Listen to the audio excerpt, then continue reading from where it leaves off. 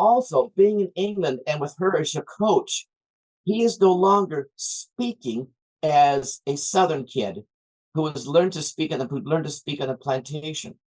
He doesn't use dialect. He doesn't use a poor English the way that many slaves would be forced to use, because if you're enslaved, and I discovered this really hard with good friends of mine down there, and I never discovered it's still in some areas of the South, is that if I got to know a friend within the African American community, and when they learned to trust me, I would see the real them.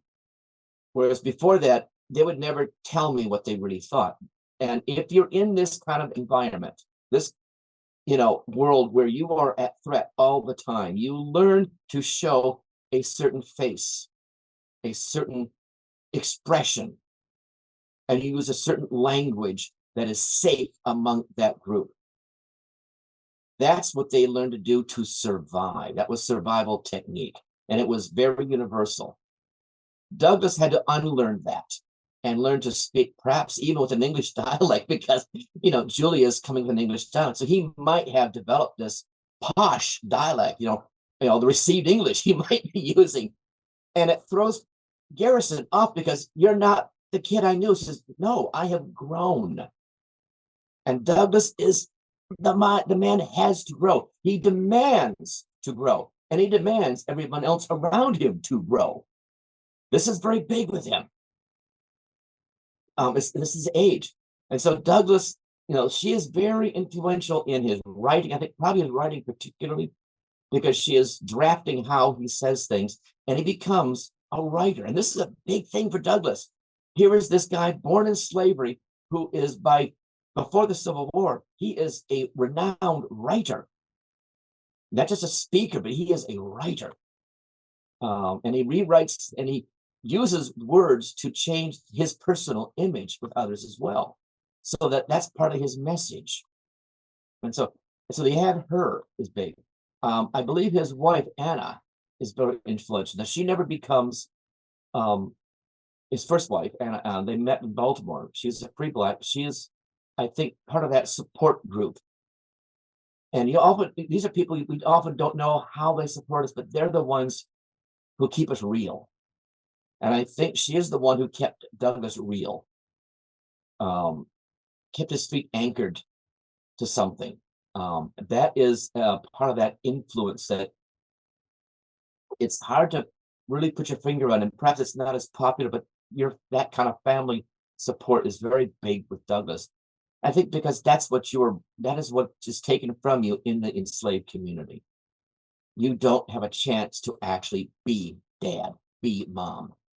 You are not a daughter or son. You are property. And so Douglass takes those things, and those are influential to finally live, unlike his mother and father, or anyone else he knew when he was a slave child. He has the ability to now take on the role as husband and father. And that is influential, particularly since he has not had that in his, or any example of that in his young life. So that's a strong influence as well. Thank you for that. Now, this idea of looking at a human being like property, which may have been practiced for a long time during the enslavement period, can we say that it managed to make its way into the current society, the United States of 2023? Is that possible?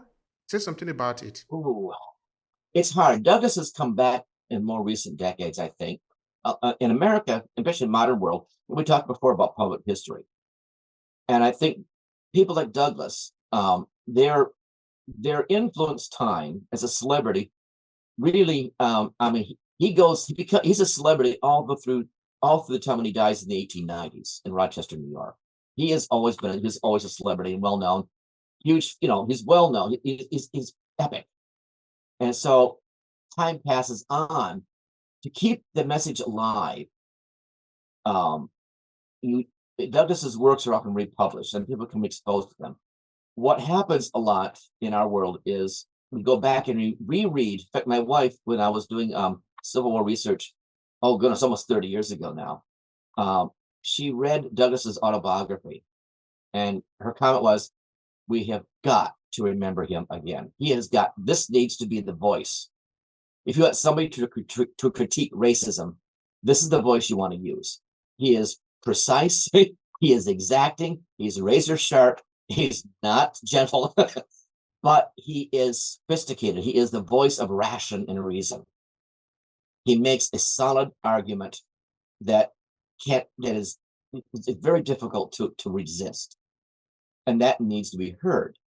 Not the screaming, not the howling, but the rational argument, almost like an Old Testament prophet, like he sounds like.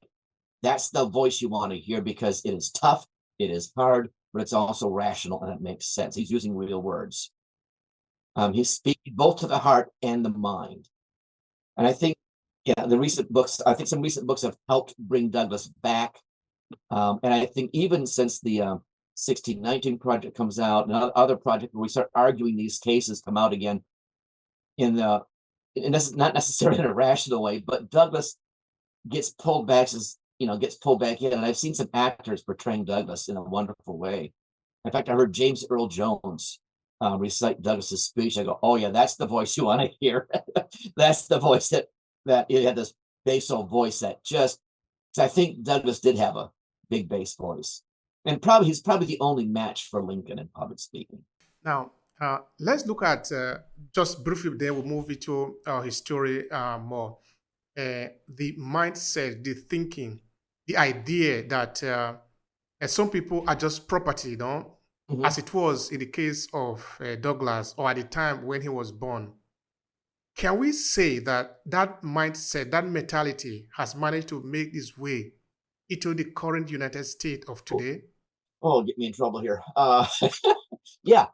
My first background in geography, we often argued or looked at patterns historically, and we'd find them in physical things. People who grew up in a certain kind of home, for example, a certain kind of lifestyle, kept that going over generations and over space and movement. Ideas are the same way. It's like a cultural blueprint. We don't break it down that easily. Slavery came in slowly. 1619, for example, Jamestown, they were indentured, but not like other indentures. By the 1660s and 70s, we have true slave codes that are based on race.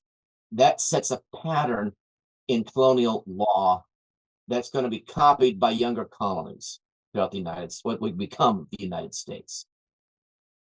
The build up of slavery as the economic powerhouse of the United States by 1810, 1812, cotton. And so slavery becomes this economic engine. As we heard in Informers during the Nixon Watergate issue, follow the money.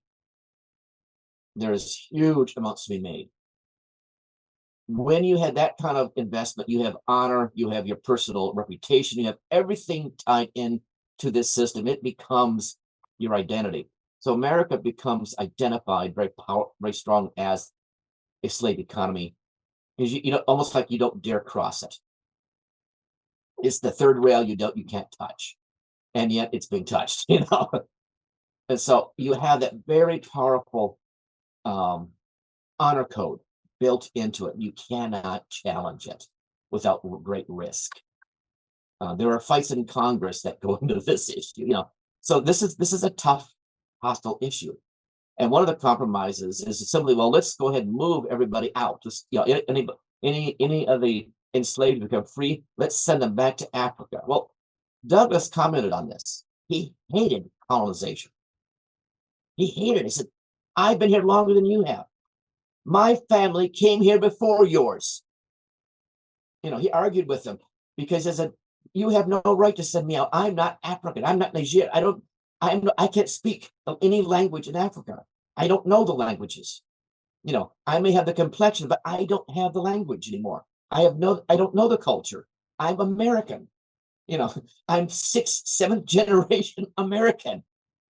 And so he argued, you're going to have to live with us. That's it, baby. You must live with us. So getting away from that pattern is not easy, because there's there was still the other part that said, you're not really one of us.